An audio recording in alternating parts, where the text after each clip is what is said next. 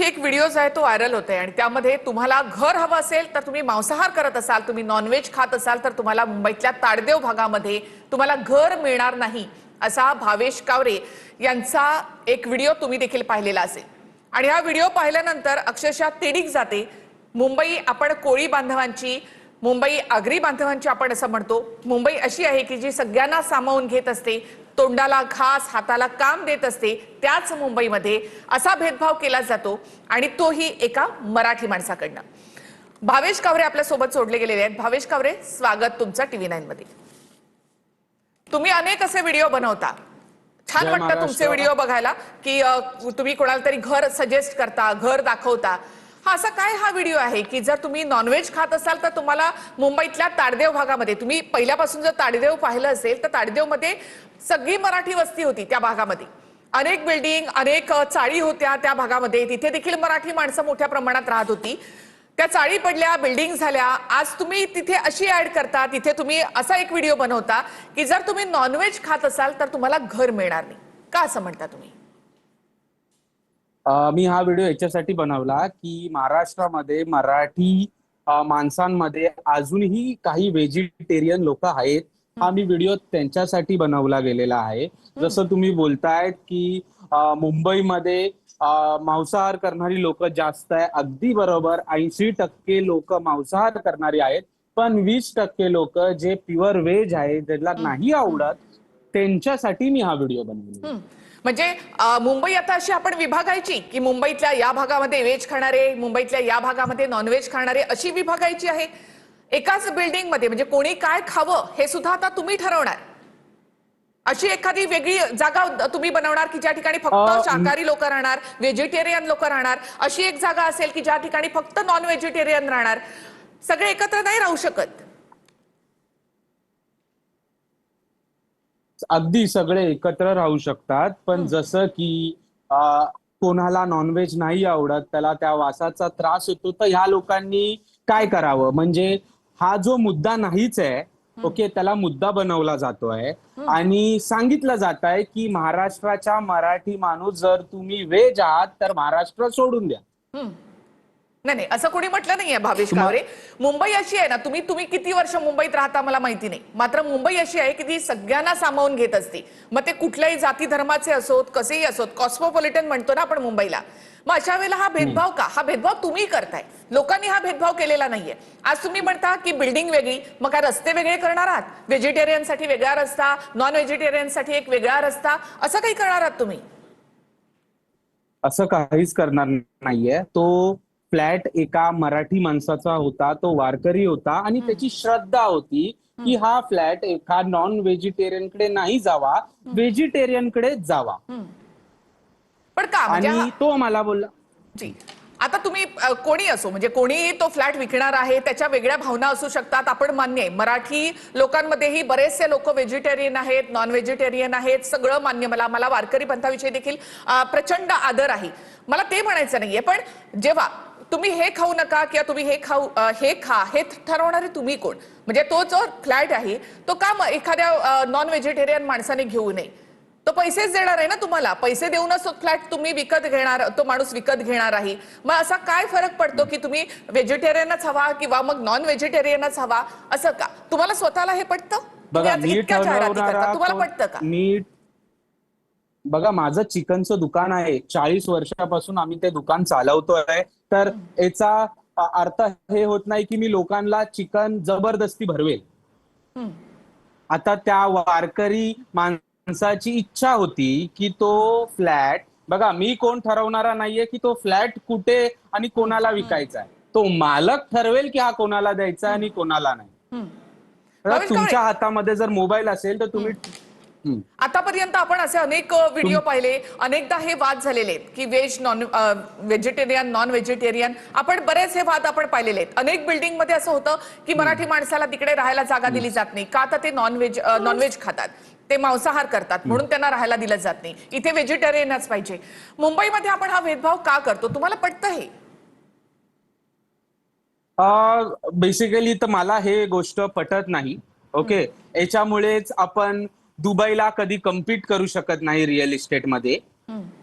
राहिला प्रश्न त्या माणसाच्या आशेचा, त्या माणसाच्या इच्छाचा. ओके, तुमच्या हातातला फोन तुम्ही ठरवणार की तुम्हाला द्यायचा कोणाला आहे, तसाच त्याचा फ्लॅट तो ठरवणार की त्याला द्यायचा कोणाला आहे. आणि त्या व्हिडिओमध्ये कुठेही मराठी उल्लेख झालेला नाहीये. ज्याला अंगावर घ्यायचा आहे, ज्याला मुद्दा बनवायचा आहे, तो मुद्दा बनवतोय. आणि मी बघतोय काही पॉलिटिशियन्स बोलतायत की अशा लोकांना पकडा, म्हणजे तुम्ही एकतर ह्या युवाला रोजगार नाहीये, ह्या युवाला तुम्ही भडकवतायत. आणि मी ऍज अ मराठी माणूस रोजगार देतोय, माझ्या कंपनीमध्ये काम देतोय, तुम्ही त्यालाच पकडायला सांगतायत. म्हणजे हेच झालं मराठी माणूस मराठी माणसाचे पाय खेचतोय. नाही, तुम्ही त्याच्यामध्ये आणि भेदभाव यांचं असं करताय म्हणणं की आहे. पण तुम्ही त्याच्यामध्ये भेदभाव काय? करता. तुम्ही त्याच्यामध्ये तुम्ही ही मानसिकता बदलण्याचा प्रयत्न केला नाही. तुम्ही असं हे सांगण्याचा प्रयत्न केला नाही की काय हरकत आहे की एखादा जर चांगला क्लायंट असेल आणि त्याला जर हे घर घ्यायचं असेल तर तो व्हेजिटेरियन आहे की नॉन व्हेजिटेरियन आहे, हे विचारायची काय गरज आहे? मी परत एकदा सांगतो की त्या ओनरची जी इच्छा असेल, ज्याची ती प्रॉपर्टी असेल, तो ठरवेल की तो फ्लॅट 1 रुपयाला द्यायचा आहे की 10 करोड रुपयाला द्यायचा आहे की XYZ माणसाला द्यायचा आहे की नाही द्यायचा आहे. नाही, मी ठरवणारा कोणच नाही. बरोबर. तुम्ही दुसरा एक उल्लेख केला होता, तो म्हणजे बॉम्बे. आपण आज मुंबई होऊन किती वर्ष झाली, आज आपण मुंबईकर, मुंबई म्हणून सुद्धा आपण म्हणतो. अशा वेळेला तुम्ही तुमच्या प्रत्येक वाक्यामध्ये फक्त साऊथ बॉम्बे, साऊथ बॉम्बे असा काही वेगळा प्रदेश आहे का तुमचा? माझा असा काही वेगळा प्रदेश नाहीये. जस्ट तो व्हिडिओ बनवायच्या आधीच मी बॉम्बे हायकोर्टच्या बाहेर आलो होतो. आणि कोर्टाच्या बाहेर आल्यानंतर माझ्या ते डोक्यात होतं की मी काम करून आलोय, आणि तेच माझ्या डोक्यातून रिपीट झालं व्हिडिओमध्ये. नाही, पण त्याच्यानंतर तुम्हाला असं वाटलं नाही का की यावर आपण आता बोलावं, की आपण साऊथ बॉम्बे असा उल्लेख केलेला आहे तर आपण दक्षिण मुंबई असा काही उल्लेख करावा, असं काही वाटलं नाही तुम्हाला? तुम्ही जर माझे बाकीचे व्हिडिओ बघितले तर त्याच्यामध्ये तुम्हाला समजेल की मी साऊथ मुंबई बोललेलो आहे. फक्त तो व्हिडिओ, त्या व्हिडिओच्या आधी मी बॉम्बे कोर्ट मधून जाऊन आलो होतो आणि तेच माझ्या डोक्यात रिपीट होत होतं, म्हणून मी तिथे बॉम्बे बोललो. तेही आता मुंबई हायकोर्ट झालंय. हो हो. नक्कीच. तुम्ही जे आता म्हणता, पण जसं शिवसेनेकडनं म्हणजे वरुण सरदेसाईंनी ते असं म्हटलेलं आहे की दिसेल तिथे ठोका, अशा प्रकारचं. हा तर राजकीय मुद्दा झाला. अनेकदा शाकाहारी मांसाहारी हा राजकीय मुद्दा होतो. हा एक राजकीय मुद्दा सोडून द्या. मात्र मुंबईतल्या अनेक भागामध्ये बऱ्याचदा असं होतं की या ठिकाणी मराठी माणसाला घर मिळणार नाही, कारण ते नॉनव्हेज खातात, नॉन व्हेजिटेरियन आहेत, म्हणून त्यांना इथे घर मिळणार नाही, त्यांना इथे घर मिळेल. तुम्हाला अशी तुमच्याकडे अशा ऍड येतात, अशा वेळेला तुम्ही समजावून सांगू शकत नाही किंवा तुम्ही त्याच्यावर काही स्टँड घेऊ शकत नाही? राहिला प्रश्न स्टँड करायचा, तर मला असं वाटतं की जिथे हे लोक 80% लोकांकडे फोकस करतायत जे नॉन व्हेजिटेरियन आहे, मी स्वतः नॉन व्हेजिटेरियन आहे, तिथेच 20% व्हेजिटेरियन आहेत ते काय करतील? त्यांच्यावर जबरदस्ती नाही झाली का? आणि जसे तुम्ही बोलले, वरुण देसाई जी बोलले आहेत की ह्याला पकडा आणि ठोका. एक महान नेता आपल्या युवाला असं बोलतोय, हे कितपत चांगलं आहे आणि हे कितपत योग्य आहे? नाही, त्यांच्या भावनाही तुम्ही समजून घ्या. म्हणजे जर तुम्ही म्हणता की तुम्ही नॉन व्हेजिटेरियन आहात, तुम्ही मांसाहार करता, तुम्हाला जर असं सांगितलं की ही एक बिल्डिंग आहे, इथे फक्त व्हेजिटेरियनच आहेत आणि तुम्हाला एखादा फ्लॅट आवडला, पण तुम्हाला तो दिला जाणार नाही कारण तुम्ही नॉनव्हेज खाता, कसं वाटेल तुम्हाला? मला असं वाटेल की त्यांची काही श्रद्धा असेल, त्यांना मी दुखवणार नाही. मी छत्रपती शिवाजी महाराजांना मानणारा मावळा आहे.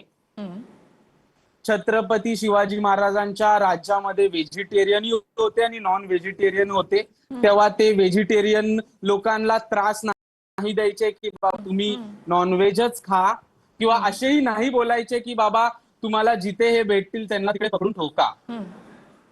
नाही, पण तेव्हाही असा कुठलाच भेदभाव नव्हता की तुम्ही आता छत्रपती शिवाजी महाराजांसंदर्भात बोलता, मात्र असा कधीच भेदभाव कधीच त्यांनी नाही केला आणि महाराष्ट्रामध्ये सुद्धा असा कधी भेदभाव झालाच नाही. मुंबईमध्ये मात्र मी हे खूप होतं की एखाद्या ठिकाणी एखादी बिल्डिंग असेल तर तिथे मराठी माणसाला संधी दिली जात नाही किंवा घर दिलं जात नाही, अगदी भाड्याने सुद्धा घर दिलं जात नाही कारण ते नॉनव्हेज खातात. मग कोकणामधले कोणी असतील तर त्यांना दिलं जात नाही कारण ते नॉनव्हेज खातात, त्याच्यामुळे त्याचा वास येतो आणि म्हणून ते लोक आम्हाला इकडे नकोत.